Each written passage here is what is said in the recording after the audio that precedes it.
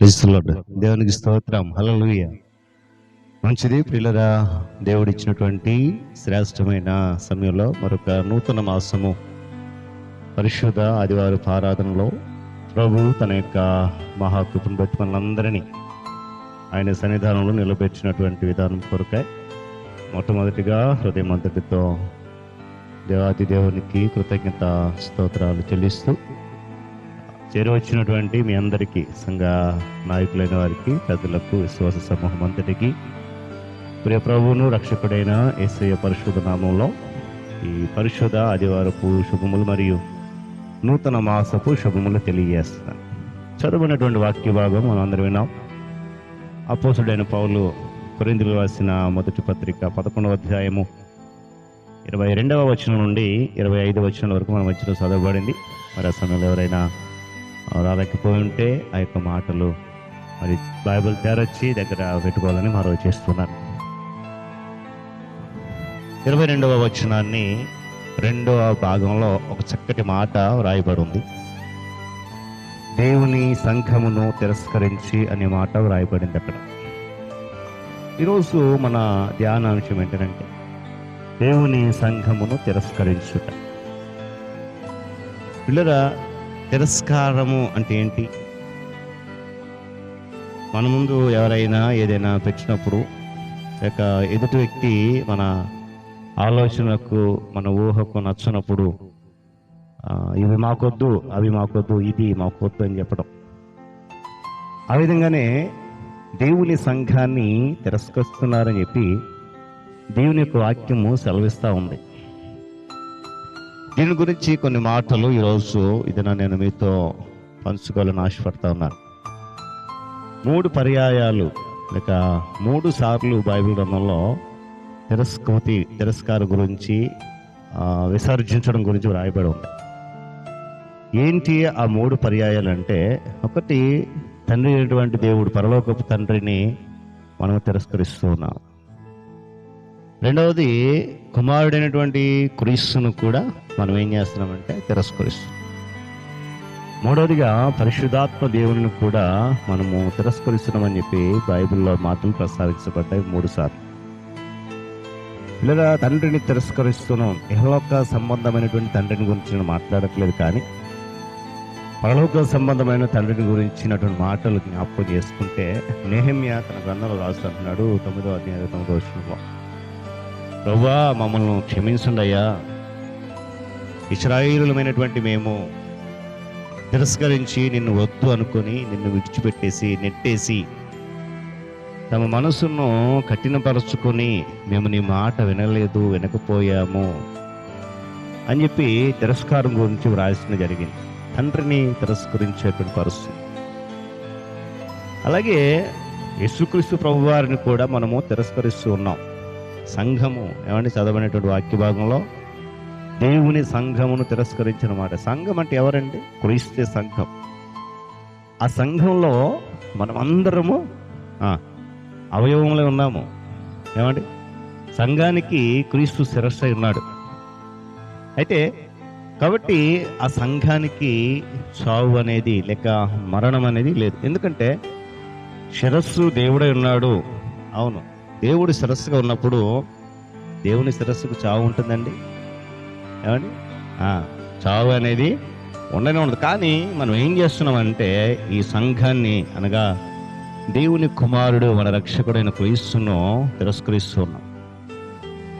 ఇక మూడవది, హెబ్రీయులకు రాసిన పత్రికలో 10వ అధ్యాయం 29వ వచనం మనం చూస్తే, అక్కడ పరిశుద్ధాత్మను, కృపకు మూలమగు ఆత్మను మీరు తిరస్కరిస్తున్నామని చెప్పి దేవుని యొక్క వాక్యం సెలవిస్తా ఉంది. పరిశుద్ధాత్మను ఎలా తిరస్కరిస్తున్నామో రాయబడి ఉంది అక్కడ.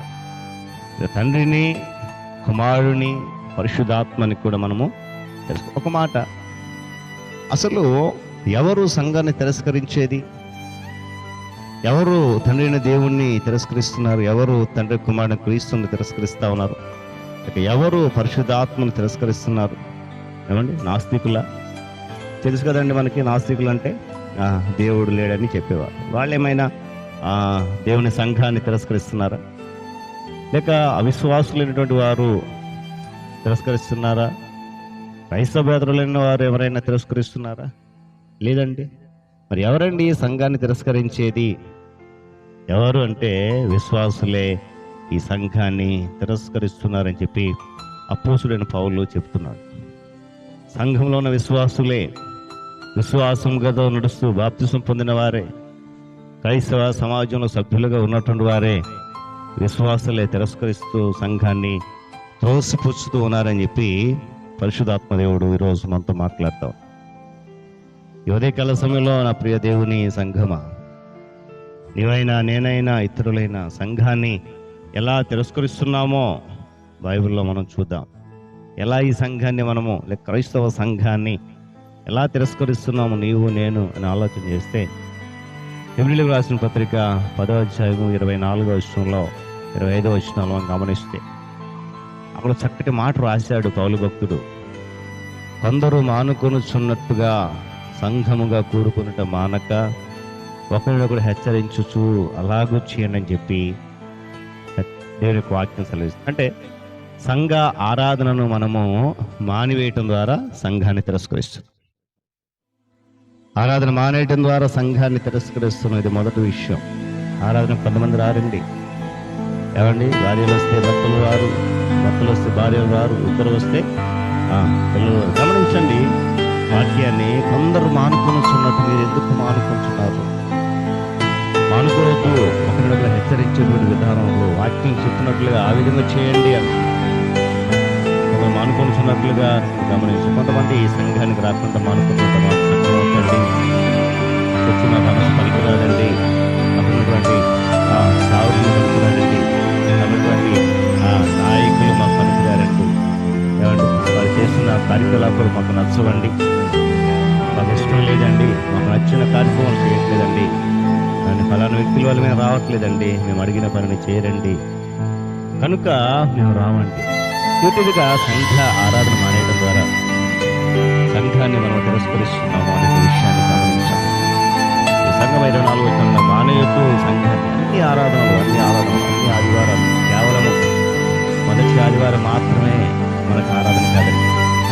జరుగుతూ ఉన్నటువంటి ఆరాధన ఆదివారము, మంగళవారము, శుక్రవారం సంఘ ఆరాధన అన్నిటిలో కూడా పాల్గొనాలని చెప్పి దేవుని సన్నిధిలో ఉండాలని ఆయన కోరుకుంటున్నారు. కొంతమందికి సహవాసం అస్సలు ఇష్టం ఉండదండి. ఏమండి, ఆరాధన అంటే ఇష్టం ఉండదు, అందరితో కలిసి ఉండాలంటే ఇష్టం ఉండదు. అక్కడ ఏవేవో జరుగుతాయండి, ఏవో మాట్లాడుతూ ఉంటారండి. ఇటువంటి అన్ని సాకులు చెబుతూ ఆరాధన మానేస్తూ ఉంటారు. అలా మానేయడం ద్వారా నువ్వు సంఘాన్ని తిరస్కరిస్తున్నావు అనే సత్యాన్ని గమనించలేదు. ఒక మాట, చిన్న ఉదాహరణ. ఒక పాస్టర్ గారికి ఒక విశ్వాసకి ఒక చిన్న వాదం జరిగిందండి.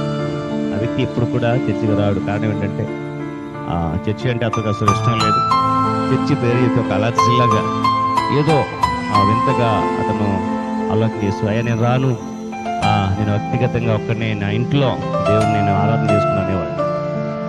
అయితే ఒకరోజు పాస్టర్ గారు ఏం మాట్లాడారంటే, ఏం చేశారంటే ఆ వ్యక్తిని తీసుకుని చాలా దూర ప్రాంతం వెళ్ళాడు. తీసుకుని వెళ్ళి అక్కడ రోజంతా ఉండిపోయారు, ఆ రాత్రి అంతా అక్కడ ఉండిపోయారు. ఉన్నప్పుడు ఆ రాత్రికాల సమయంలో చలి కాసుకోవడానికి పాస్టర్ గారు ఆ వ్యక్తిని కలిసి కూడా ఒక 10 కర్రపుల్లలు తీసుకుని వచ్చి చక్కటి మంట వెలిగించి చలి కాసుకుంటూ ఉన్నారు. చలి కాసుకున్న సమయంలో చక్కటి వెరీక్యమానమైనటువంటి గొప్ప వెలుగు వచ్చింది. వారిద్దరు చక్కగా చలి కాసుకుంటూ ఉంటుంటే అకస్మాత్తుగా పాస్టర్ గారు లేచి ఆ 10 కర్రపుల్లలో నుండి 9 కర్రపుల్లలు తీసి పక్కన పడేసి ఒక్క పొల మాత్రం ఉంచాడంట. అయ్యా ఎందుకు పాస్టర్ ఇలా చేశారు మీరు? అన్ని కర్రపుల్లలు ఉంటే ఎంత వెలుగు వచ్చింది కదా, ఒక్క కలపలు అసలు వెలుగు రావట్లేదు, చలాగట్లేదు, చూడండి. అయ్యా నీవు కూడా సహవాసం ఉంటే, సంఘముతో సహవాసం కలిగి ఉంటే ఆ 10 పొలవలే వెలుగుతూ ఉంటావు, గదిజల్లుతూ ఉంటావు కాంతిని. ఒంటరిగా ఉంటే మనకు వెలుగు రాదయ్యా, దీప్యమానమును వెలగలేవు అన్నాడు. ఆమె చెప్తామా కొంతమంది ఇళ్లలో కూర్చొని ఆన్లైన్ ఆరాధన చేసుకుంటున్నామండి, చర్చికి రావాల్సిన అవసరం లేదని అంటారు. అది అంత మంచిది కాదు అనేది దీనికి బాధ్యత లేదు. ఎందుకంటే కరోనా టైంలో మనం అందరం కూడా ఆన్లైన్ ఆరాధన చేసాం, అది అప్పటి వరకే. కానీ ఇప్పుడు దేవుడు మనకు స్వేచ్ఛ ఇచ్చేశాడు. ఆ స్వేచ్ఛ ఇచ్చాడు కాబట్టి మనం అంతా కూడా ఆయన మందిరానికి వచ్చి ఆయన ఆరాధించే బిడ్డలుగా ఉండాలని ఆయన కోరుకుంటున్నాడు. దీనికి వాక్యం కూడా స్పష్టంగా సెలవిస్తాం. వారు సృష్టికి కర్త. ఆయన మనుషుడికి ఈ లోకానికి వచ్చినప్పుడు దేవుని వాక్యం రాయబడిన మాట ఏంటంటే ఆయనకు కొన్ని మంచి వాడుకలన్నీ ఉన్నాయి. సువార్త 4:16 ఏమండి, సమాజ మందిరానికి వెళ్ళే అలవాటు. సువార్త 2:43 యెరూషలేము పండగ ఆచరిస్తూ వెళ్ళేటువంటి వాడుకం. మూడోది ఏంటంటే గెత్సేమనే వనానికి వెళ్ళి ఏమండి తండ్రి దేవునికి ప్రార్థన చేసే వాడుకం. యేసుక్రీస్తు వారికి ఎంత మంచి వాడుకలు ఉన్నాయో గమనించాం. ఆయనకి ఇన్ని మంచి వాడుకలు ఉంటే నువ్వు ఎందుకు ఉండకూడదని చెప్పి ఈరోజు ఒకవేళ ఇలాంటి వాడుకలు లేకపోతే సంఘాన్ని తిరస్కరించిన వారు అవుతాం. దేవుని సన్నిధిని మానేయొద్దు. కానీ బల్లారాధన మాత్రమే వచ్చేటువంటి వారు గమనించాలి. కేవలం బల్లారాధన రోజు మాత్రం ఆరాధన కదా. ఈ విషయాలు మనం గమనించాలని మనం చేస్తూ ఉంటున్నాం. ఇంకా గత దినాల్లో ప్రియులారా పండగ క్రైస్తవులు అనేవారు ఏమండి, క్రిస్మస్ పండగ, పునరుద్ధాన పండుగ అంటే ఈస్టర్ పండగ, లేదా చెప్పండి జనవరి పండగ క్రైస్తవులు. కానీ ఇప్పుడు ఆలోచన చేస్తూ ఉంటే చూస్తుంటే పరిస్థితులు ఎలా ఉన్నాయంటే కేవలం బలారాధన క్రైస్తవులు ఉండి అయిపోతామేమో అనేటువంటి ఆలోచన వస్తాం. జాగ్రత్త ప్రియ దేవుని సంఘం గమనించాలి. కాబట్టి సంఘ ఆరాధన మానేయడం ద్వారా నీవు సంఘాన్ని తిరస్కరిస్తామని గుర్తించుకో. రెండవది ఆమోసు గ్రంథం 4:12 గమనిస్తే ఇశ్రాయేలులారా మీ దేవుని సన్నిధి కనబడడానికి సిద్ధపడండి అని చెప్పి దీనికి వాక్యం సెలవిస్తుంది. దేవుని స్తోత్రం కలుగును గాక. రెండవది ఏంటంటే సిద్ధపాటు లేకుండా మనము దేవుని సన్నిధికి వస్తున్నాం, లేక ఆరాధనకి వస్తున్నాం. సిద్ధపాటు లేదు. ఈ విధానం వలన కూడా మనం సంఘాన్ని తిరస్కరిస్తున్నాం. వాక్యం చెప్తుంది మీ దేవుని సన్నిధికి కనబడడానికి సిద్ధపడండి. దేవుడు ఏం చెప్తున్నాడంటే అయా మీరు నా సన్నిధికి వస్తున్నారు, మంచిదే. నన్ను ఆరాధన చేయాలని వస్తున్నారు, ప్రార్థన చేయాలని వస్తున్నారు, నా మాటలు వినాలని వస్తున్నారు, మంచిది. కానీ ఆ వచ్చేటప్పుడు మీలో ఏం కనబడట్లేదంటే సిద్ధపాటు లేదు. సిద్ధపాటు లేక వస్తున్నారు, దాని ద్వారా సంఘాన్ని తిరస్కరించిన వారు అవుతున్నారని చెప్పి హెచ్చరిస్తూ ఉన్నాడు దేవుడు. చూడండి, ఈ లోకంలో మనం జీవిస్తూ ఉన్నాం. మన ప్రయాణం కొరకు ఎక్కడికైనా ప్రయాణం వెళ్ళాలంటే చక్కగా సిద్ధం చేసుకుంటాం. కొంతమంది ఒక లిస్టు తయారు చేసుకుంటారు, ఏమేమి పట్టుకెళ్ళాలి, ఎన్ని బ్యాగులు పట్టుకెళ్ళాలి, ఎన్ని సూట్ కేసులు పట్టుకెళ్ళాలి, ఎన్ని బట్టలు పట్టుకెళ్ళాలి, ఏమేమి అవసరం ఉంటాయి అని చెప్పి చక్కగా సిద్ధం చేసుకుంటాం. ఏమండి, పరీక్షలు వస్తే నిద్రపోకుండా మేలుకొని టీయో కాఫీయో తాగి రాత్రంతా మేలుకుని ఉండి సిద్ధపడతాం. ఉద్యోగానికి సంబంధించి ఇంటర్వ్యూస్ వెళ్ళాలంటే ఏమండి ముందుగానే సిద్ధపడతాం. వ్యాపారానికి వెళ్ళడానికి, వ్యవసాయానికి వెళ్ళడానికి, కూలి పనికి వెళ్ళడానికి, ఏమండి ఫంక్షన్కి వెళ్ళడానికి, పెళ్ళిళ్ళకి వెళ్ళడానికి, శుభకార్యాలు అన్నిటికీ కూడా మనం ఏం చేస్తుంటే చక్కగా ముందుగానే సిద్ధపడుతున్నాం. కానీ దేవుని మందిరానికి వచ్చినప్పుడు మాత్రం ఆ సమయంలో మాత్రం సిద్ధపాటు అనేది కనబడట్లేదు.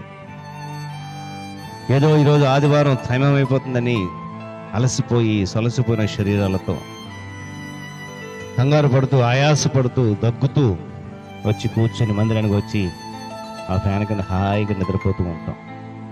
లేదా సమయం ఎంత అయింది, అసలుగా త్వరగా వదిలేస్తారా, ఇంకా వదలట్లేదంటే టైం చూస్తూ ఉంటాం. దేవుని సంఘమా గమనించండి, దేవుని సన్నిధికి సిద్ధపాటు లేకుండా మందిరానికి వస్తే ఆ క్షణంలో నువ్వు దేవుని సంఘాన్ని తిరస్కరిస్తున్నావు సత్యాన్ని నువ్వు గమనించాలి. పిల్లగా దేవునికి వాక్యం చెప్తా ఉంది. 100వ సంకీర్తనల కీర్తనగాడు అంటాడు, ఉత్సాహగానము చేయొచ్చు ఆయన సన్నిధికి రండి, కీర్తనలు పాడుచు ఆయన ఆవరణలకు రండి అని చెప్పి దేవునికి వాక్యము స్పష్టంగా ఈరోజు నిన్ను నన్ను ఇక్కడ గద్దిస్తావు. దేవుని సన్నిధికి వచ్చినప్పుడు సంతోషంగా వస్తున్నావా? నీవు ఉత్సాహ గానాలు చేస్తూ దేవుని సన్నిధికి వస్తున్నామా? ఆనందంతో సంతోషముతో కీర్తనలు పాడుచు గంతులు వేస్తూ ఆయన సన్నిధికి వస్తున్నామా? ఏదో వెళ్ళాలి, ఆరాధన చేయాలి, ఆ కొద్ది సమయం అరగంట గంట కూర్చుని వచ్చేయాలి, సిద్ధపాటు లేదు. హగ్గై గ్రంథము 1:5 మీరు తర్వాత చదువుకోండి. హబక్కూ గ్రంథం 2:20 అంటాడు, మీరు దేవుని మందిరంలో ఉన్నప్పుడు మౌనంగా ఉండండి. నువ్వు ఎంత మౌనంగా దేవుని సన్నిధిలో కూర్చుంటే ఎంత ఎక్కువగా దేవునికి వాక్యం వెళ్ళగలుగుతావు. ఎందుకంటే చాలామంది మాట్లాడుతూ ఉంటారు, అటు ఇటు సంఘంలో ఆ చర్చికి వచ్చిన దగ్గర నుండి వెళ్ళిపోయే వరకు పక్క వాళ్ళతో మాట్లాడుతూనే ఉంటారు, లేకపోతే దిక్కులు చూస్తూ ఉంటారు. కారణం ఏంటంటే సిద్ధపాటు లేనటువంటి స్థితి. నువ్వు నిజంగా సిద్ధపడి వచ్చుంటే ఎవరితో మాట్లాడు, మౌనంగా దేవుని సన్నిధిలో కూర్చోవాలి. ఏమండి? కాబట్టి ఈ విషయాన్ని కూడా మనం గమనించాలి. సిద్ధపాటు లేకుండా ఆరాధనకు రావడం ద్వారా మనం ఏం చేస్తున్నామంట చెప్పండి, దేవుని సన్నిధిని లేక దేవుని సంఘాన్ని తిరస్కరిస్తూ ఉన్నాం. ఇక మూడవ విషయం ఏంటంటే మనము దేవుని సంఘాన్ని ఎలా తిరస్కరిస్తున్నాము అని అంటే, పౌలు భక్తుడు తిమోతికి రాస్తూ మొదటి పత్రిక 4:13 చెప్తున్నాడు మాట, చదువుట ఎందును, హెచ్చరించుట ఎందును, బోధించుట ఎందును చెబుతూ ఆ కిందకి వచ్చేసరికి ఆయన నీకు ఇచ్చిన వరమును అలక్ష్యము చేయకు అంటున్నాడు. ఏం చేయకూడదు? అలక్ష్యము చేయొద్దు. ఆయన ఇచ్చినటువంటి ఆ వరాలను వ్యర్థం చేసుకోవద్దు. లేదా దేవుడు మనందరికీ చాలా చాలా చాలా శ్రేష్టమైనటువంటి తలాంతులు లేక వరాలు ఇచ్చాడు. ఆ వరాలను మనం ఏం చేస్తున్నాం అంటే వ్యర్థపరుచుకుంటున్నాం. ఎక్కడ అంటే దేవుడు ఇచ్చినటువంటి వరాలను ఎక్కడ వ్యర్థపరుచుకుంటున్నాం అంటే, దేవుని సన్నిధి కాకుండా దేవుని సన్నిధికి వెలుపల అంటే బయట ఆ స్వరాన్ని వ్యర్థం చేస్తాం. దేవుడు మనందరికీ మంచి స్వరాలు ఇచ్చాడు కదండి, పాడమని. దాన్ని దేవుని కొరకు పాడడంలో, దాన్ని దేవుని కొరకు దాన్ని వినియోగించకుండా ఏమండి ఆ స్వరాన్ని వ్యర్థమైన మాటల కొరకు వినియోగిస్తూ ఉంటున్నాం. వ్యర్థమైన ఆలోచనల కొరకు ఆ స్వరాన్ని ఉపయోగిస్తున్నాం. వ్యర్థమైన పాటలు పాడడానికి ఆ స్వరాన్ని ఉపయోగిస్తున్నాం. చూడండి, నేను అంటాను, మనం ఒకసారి మారు మనసు అనుభవం పొందిన తర్వాత నేను ఈ స్వరముతో దేవుని స్తుతిస్తాను, ఈ స్వరంతో దేవునికి వాక్యాన్ని చదువుతాను, ఈ స్వరము దేవునికి అంకితం అని చెప్పి పిల్లరా మనము దేవుని కొరకు మాత్రమే అది వాడబడాలి. అందుకే భక్తులు రాశారు, దేవా నా స్వరం ఇది నీ వరం అని రాశారు. కనుక దేవుడు ఆ స్వరాన్ని మనకు వరంగా ఇచ్చాడు కనుక దేవుని కొరకు మాత్రం వాడబడాలి. ఈ వారాలన్నీ కూడా ఎక్కడ వినియోగించబడుతున్నాయంటే బయట, అనగా మందిరానికి వెలుపల వినియోగించబడి. అందుకే పౌలు అంటున్నాడు 4:13 రాస్తున్నప్పుడు, ఈ విషయాలన్నీ కూడా నువ్వు జరిగించయ్యా, చదువుట ఎందు, బోధించట ఎందు, హెచ్చరించట ఎందు మెళకువ కలిగి ఉండని చెప్తే, ఏమండి బోధించాలి, బైబిల్ చదవాలి, బోధించాలి, హెచ్చరించాలి, వరములను అలక్ష్యం చేయకంటాడు. ఏ వరాలండి అంటే దేవుడిచ్చిన వరాలన్నీ, చాలా వరాలు ఇచ్చాడు దేవుడు మనకి. అలక్ష్యం చేయొద్దు. ఏమంటే రండి పాటలు పాడండి అంటే ముందుకు రాదు కదండి, అది దేవుడిచ్చిన తలాంతు. ఆ వరము, ఆతిథ్యం ఇచ్చే వరం ఉంది. ఏమండి పిలవండి, ప్రార్థనతో అందరితో కలిసి ఇతర విశ్వాసం గృహాలకు పిలిచి ప్రార్థన చేయండి, దేవుని గురించి చర్చించండి. మీ సేవకుని పిలవండి, పిలిచి ఆయనతో ప్రార్థన చేయించండి. ఏమండి మనకి సేవకుని పిలిచి అలవాట్లేదు, ఆయనే వస్తాడులే కదా కదండి, ఆయన వస్తాడులే, వచ్చి ప్రార్థన చేస్తాడు, ఆయన రావాలి. లేదా ఇచ్చే వరం ఉంది, దేవుని సన్నిధికి ఇవ్వండి ధారాళంగా. ఇవన్నిటిని కూడా మనం ఏం చేస్తున్నామంటే పిల్లరా వ్యర్థం చేస్తున్నాము. వ్యర్థమైనటువంటి రీతిలో ఈ వరాలను ఉపయోగిస్తూ ఉన్నాం, వినియోగిస్తున్నాం. వ్యర్థపూరితమైనటువంటి ఆలోచన కొరకు దీనిని వినియోగిస్తున్నాం. కనుక పిల్లల దేవుని యొక్క వాక్యం చెప్తుంది, ఆయనకి ఇచ్చే వరాలను అలక్ష్యం చేస్తూ వ్యర్థపరుస్తున్నా గనుక నీవు దేవుని సంఘాన్ని ఏం చేస్తున్నావు, తిరస్కరిస్తున్నావు అంట. ఇలా గమనించండి, ఎన్ని వరాలనైతే దేవుడు ఇచ్చాడో, ఎన్ని తలాంతులైతే దేవుడు మనకి ఇచ్చాడో, వాటన్నిటినీ ఆ వరాలన్నీ తీసుకుని దేవుని మందిరంలో వాడటానికి సంసిద్ధులు అమ్ముదాం. ఒకవేళ దేవుని సన్నిధిలో కాకుండా, దేవుని మందిరంలో కాకుండా ఎక్కడో బయట మనం వాడితే, ఏమండి ఇది చాలా విచారకరమైన సంగతి.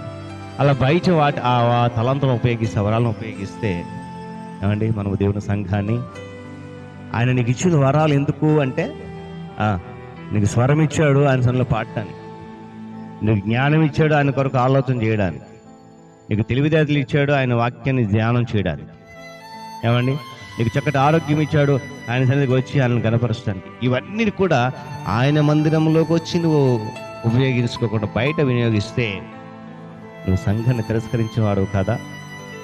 మనం ఆలోచించేద్దాం ప్రియ దేవుని బిడ్డలారా. 1 తిమోతి పత్రిక చదవబడిన వాక్యం 4:15 అంటాడు, నువ్వు వీటన్నిటి విషయంలో సాధకం చేయంటున్నాడు. సాధనము చేయాలి, పాటలు పాడటం సాధన చేయాలి, వాక్యం చెప్పడం సాధకం చేయాలి, ఏమండి ప్రార్థన చేయడం సాధనం చేయాలి, ఆతిథ్యం ఇవ్వడం సాధనం చేయాలి, విశ్వాసులతో కలిసి సహవాసం కొరకు ఏమండి సాధన చేయాలి. చూడండి, లోకానుసారంగా మనము శరీర అవసరాల కొరకు లేక శరీరం కొరకు అనేటువంటి వ్యాయామాలు సాధన ఎన్నో చేస్తాం. ఆరోగ్యం కొరకు ఏమంటే జిమ్కి వెళ్తాం, లేకపోతే ఉదయం లేచి వాకింగ్ చేస్తాం, సాయంత్రం పూట వాకింగ్ చేస్తాం, ఇంకా రకరకాలైనటువంటి వ్యాయామాలు సాధనలు చేస్తాం ఆరోగ్య పరిస్థితులు బాగుండాలని. పిల్లలు అలాగే ఆత్మీయ స్థితికి సంబంధించిన సాధనలు కూడా చాలా ఉన్నాయి. ఇవన్నీ కూడా అలక్ష్యము చేయకుండా నువ్వు చేయాలి అని చెప్పి పౌలు తిమోతికి ప్రభు పేట హెచ్చరిస్తున్నాడు. ఈరోజు పిల్లరా అదే పరిశుద్ధాత్మ దేవుని వాక్యము నిన్ను నన్ను కూడా హెచ్చరిస్తుంది. ఆత్మీయ స్థితికి సంబంధించిన సాధనలు చెయ్యి. కాబట్టి మీరు గమనించాలి, ఆయన వరాలను మనం సద్వినియోగం చేసుకుందాం. ఏమండి, ఎందుకంటే ఆయన ఇచ్చినటువంటి వరాలను సద్వినియోగం చేసుకుని ఆయన కొరకు వినియోగిద్దాం.